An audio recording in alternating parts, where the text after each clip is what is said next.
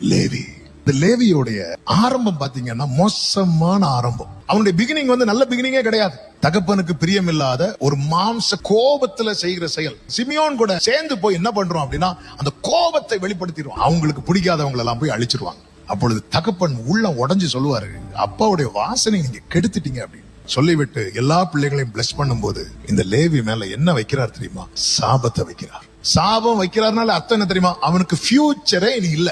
இதை விட பரிதாபம் இருக்குதா? லேவிக்கு நோ ஃபியூச்சர். இதான் லேவியோடைய லைஃப். ஒவ்வொரு கோத்திரமா இருக்கிறாங்க.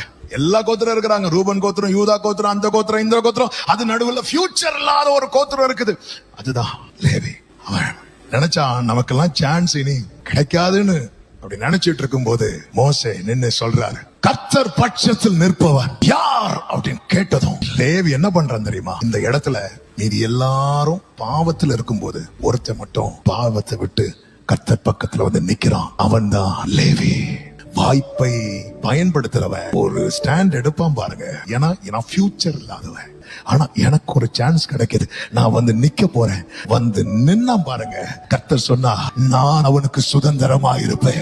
ஒவ்வொரு கோத்திரத்துக்கு லேண்ட கொடுத்தாங்க பாருங்க. எல்லா கோத்திரத்தாரும் அவங்களுக்கு லேண்ட செலக்ட் பண்ணும் போது லேவி லேண்ட செலக்ட் பண்ணாம லார்ட செலக்ட் பண்ணா பாருங்க.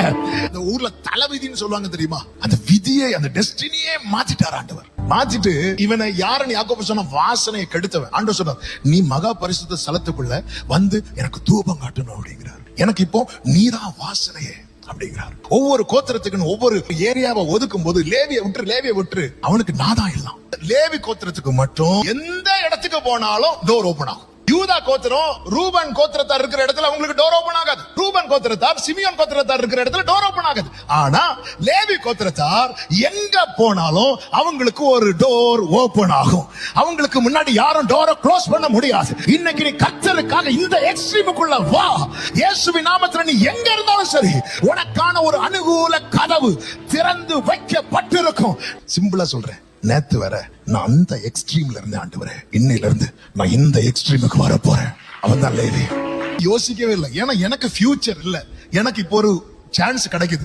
இந்த சான்ஸை நான் மிஸ் பண்ண விரும்பல. எடுத்து வை. Strong decision. என்ன வந்தாலும் 11 கோத்திரத்தார் ஒன்னா நிக்கிறாங்க, லேவி தனியா நிக்கிறான். கர்த்தர் 11 கூட நிக்கல, இந்த 1 கூட நிக்கிறார். நீ கர்த்தருக்காக நின்றால் கர்த்தர் உனக்காக நிற்பதை மற்றவர்கள் காண்பார்கள்.